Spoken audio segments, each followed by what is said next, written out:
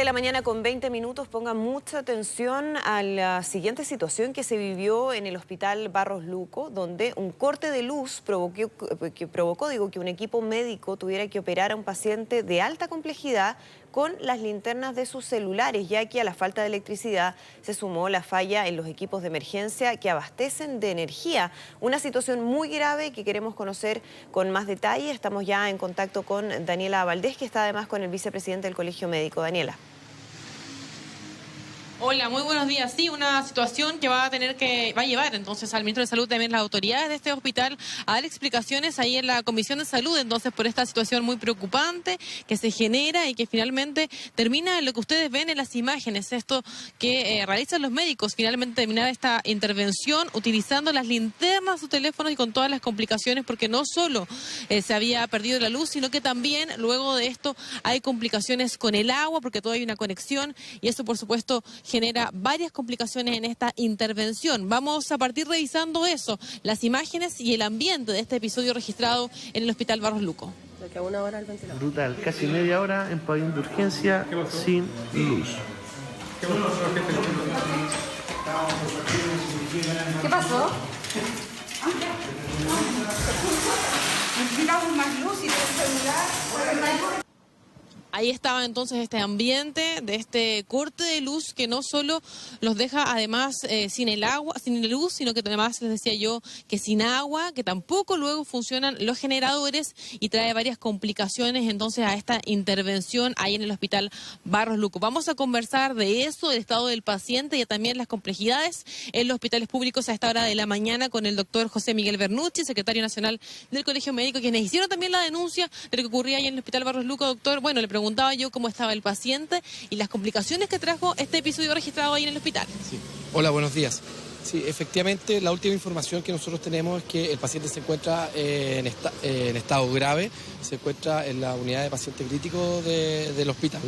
Tenemos que recordar que él estaba siendo sometido a una neurocirugía, digamos, a una resección de un tumor cerebral y efectivamente esto trajo complicaciones en la cirugía. Afortunadamente el paciente no falleció, no tuvo complicaciones intraoperatorias, pero se encuentra en un estado grave, que es la última información que tenemos. Y nos cuenta usted, claro, como doctor, finalmente las complicaciones que trae quedar sin luz en medio de esta intervención bastante complicada, nos decía, de varias horas, y además que parece que genera un problema también con el agua, también, ahí decía ayer la estación luego esta información. Sí, lo que tenemos que recordar que aquí hubo dos eventos, hubo dos cortes de luz, hubo uno más o menos como a las 6 de la tarde y un segundo corte de luz más o menos a las 9 de la noche, que fue el que revisamos la imagen.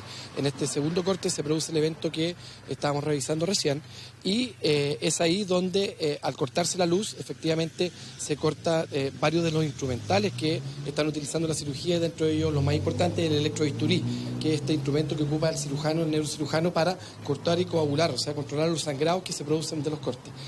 Al cortarse eso, efectivamente, el cirujano de aquel tuvo que terminar la cirugía solamente con un bisturí convencional y efectivamente poder controlar, hacer una cirugía de control de daño, efectivamente, solamente para poder salvaguardar la vida del paciente que estaba siendo sometido a la cirugía.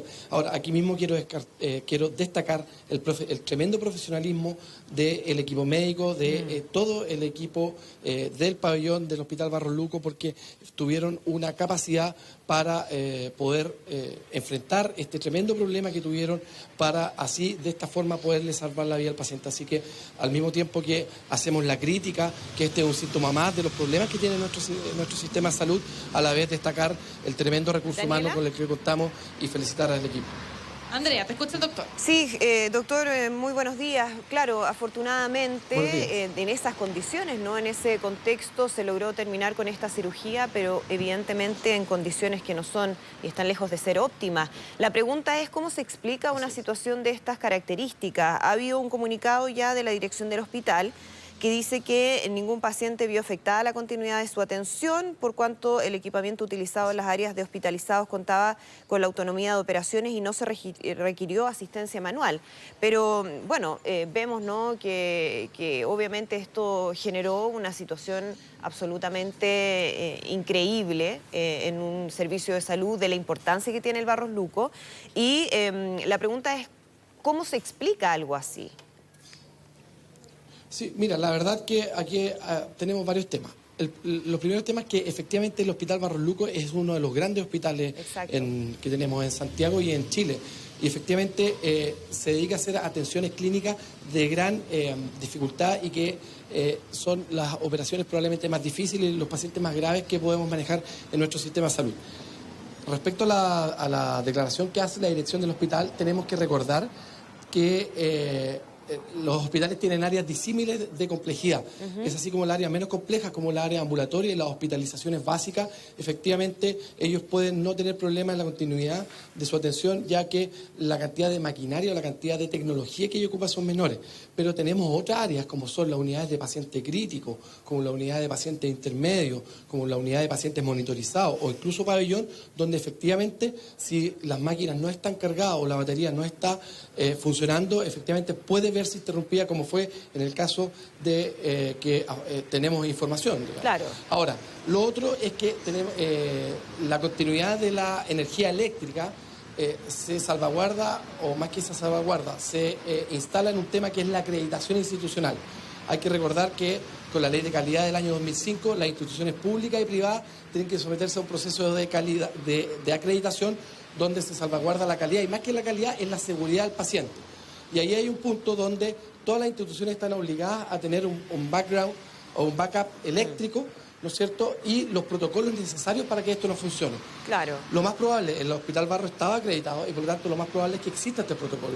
Por lo tanto, tiene que haber algún responsable de que no se cumple el protocolo, no se revisaron las máquinas y por lo tanto tenemos que ver que en el fondo lo más importante, obviamente, es ver quién es el culpable de esto, pero lo más importante es que no vuelva a pasar y que no vuelva a pasar en ningún otro hospital de nuestro país. Por supuesto, el subsecretario de Redes Asistenciales decía que ya se ha solicitado a la dirección del hospital alguna explicación, que ellos habían dicho que las mantenciones estaban hechas, que estaban al día, y bueno, ahora la empresa que hace ese servicio va a tener que también explicar el cómo ocurre algo así. Pero el ministro de Salud, Jaime Mañalich, dijo que esto se da en el contexto de un envejecimiento de varios servicios de salud muy importantes del país, ¿no? Y ahí la pregunta es si es que se han entregado los recursos necesarios, si es que los servicios de salud están justamente recibiendo los recursos que se necesitan para poder garantizar un estándar mínimo en la atención de los pacientes.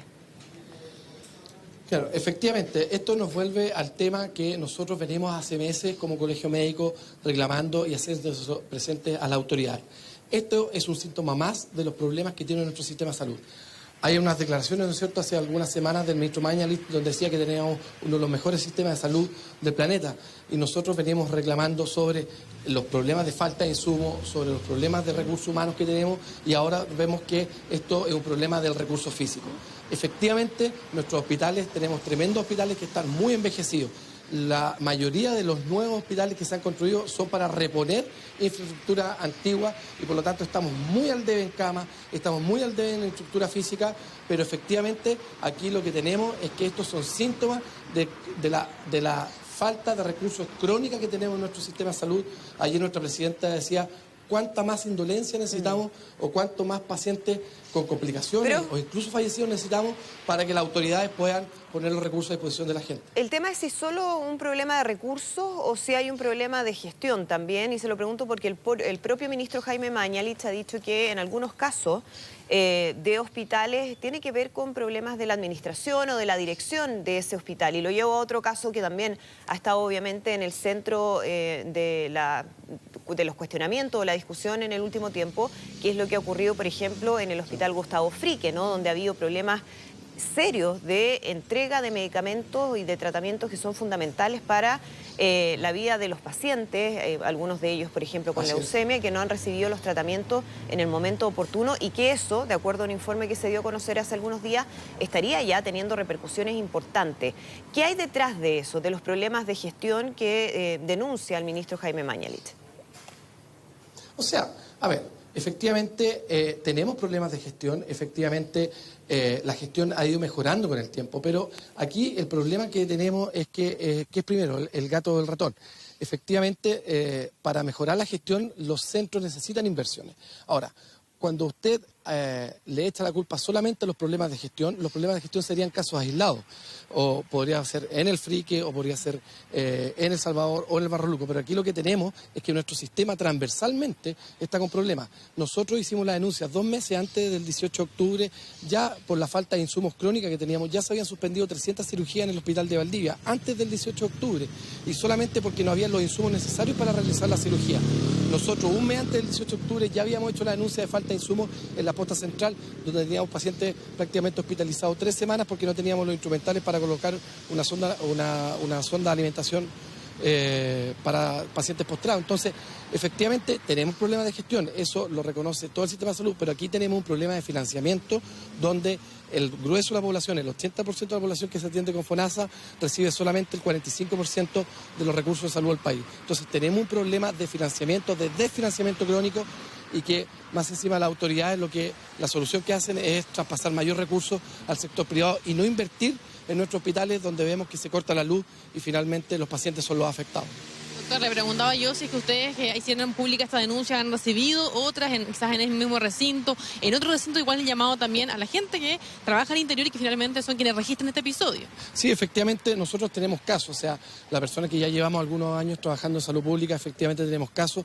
Yo personalmente trabajo en una unidad de paciente crítico, se nos ha cortado la luz y los ventiladores no han tenido la capacidad de backup necesario eléctrico y hemos tenido que darle la ventilación a mano, digamos, a los pacientes. Pero efectivamente, como digo, tenemos un problema aquí de desfinanciamiento crónico, con envejecimiento y con problemas de recursos humanos. Entonces, efectivamente, quiero repetir las palabras de nuestro presidente Isquia Siches, que dijo que cuánta más indolencia necesitamos para que las autoridades pongan los recursos. Tenemos un estallido social, salud es la segunda de las prioridades y efectivamente estos son síntomas más que van alimentando el malestar en la población. José Miguel Bernucci, entonces secretario nacional del Colegio Médico, muchas gracias por esta entrevista. Entonces, a esta hora de la mañana, cuando nos quedamos también a la espera de las explicaciones, entonces que va a tener que dar la empresa encargada de las mantenciones y que también estaban supuestamente al día, Andrea. Por supuesto, muy importante. Daniela, muchísimas gracias, y a José Miguel también por conversar con nosotros esta mañana. Que estén muy bien. Buenos días. 7 de la mañana con 32 minutos. Ayer se dieron a conocer las cifras de desempleo, que en el Gran Santiago alcanzaron su nivel más alto en 3 años. Según el Centro de Microdatos de la Universidad de Chile, un 8,8% de las personas está desempleada. Queremos analizar este tema, para eso estamos ya con David Bravo, economista y director del Centro de Encuestas y Estudios Longitudinales de la Universidad Católica. David, muchísimas gracias por esta comunicación. Buenos días. Buenos días, Andrea. Bueno, la primera pregunta, David, es por qué o cómo entender esta cifra de 8,8%, que es un 1,4% más respecto al mismo periodo 2018, que es menos dramática de los panoramas que se habían proyectado, ¿no?, después del 18 de octubre en nuestro país. ¿Es porque todavía no vemos completamente los efectos del estallido social en términos de desempleo, o porque definitivamente no va necesariamente a impactar tanto como se había previsto? Mira, Andrea, de verdad es difícil saber, es difícil hacer una proyección, pero respecto de esta cifra en particular, esta es la primera cifra que proviene de una encuesta de empleo que está reflejando el deterioro que tenemos en el mercado laboral. Y no quisiera subestimar el deterioro que representan las cifras que entregó ayer la Universidad de Chile, porque el 8,8% de desempleo en el Gran Santiago, y también ellos informaron un 9,4% de desempleo en la región metropolitana, claro, ¿cierto?, que es toda la región. Esta es la cifra peor, yo digo, en 10 años, porque la Universidad de Chile reporta que es la menor en 3 años, porque hubo un dato puntual en marzo de 2016 que pienso que fue más bien un ruido estadístico. Cuando uno mira la serie completa, definitivamente esto está reflejando el empeoramiento que tenemos desde el año 2010. Básicamente, este es el deterioro en el mercado laboral peor que tenemos desde la última crisis, la crisis subprime. Por lo tanto, creo que hay signos de ese deterioro. Se reflejan, uno, en la tasa de desempleo, que es mayor. Se refleja, dos, por ejemplo, muestra la Universidad de Chile que el crecimiento en el empleo asalariado es negativo en 12 meses, o sea, está cayendo al más del 1,4%. Y también otro dato que tal vez no lo he visto muy analizado, pero cuando se mira el ingreso de las personas que están ocupadas, está cayendo el ingreso del orden de casi 5% real. Claro. Es decir, esta crisis que hemos tenido en estos breves meses, estos 2 meses y medio, etcétera, ha generado un cambio importante. Y por cierto, es muy difícil saber si en verdad hemos tocado fondo o si en realidad simplemente lo que está ocurriendo es que estas cifras van a empezar a reflejarse ahora David, en la encuesta de la Universidad de Chile y en los meses siguientes en la encuesta del INE. Claro, Sí. si lo desagregamos, vemos que los sectores más impactados son construcción, con un 13,4%, y comercio, ¿no?, con un 11,1%. Ahí tenemos en la gráfica el detalle, que uno podría vincular justamente con lo ocurrido en el país durante los últimos meses.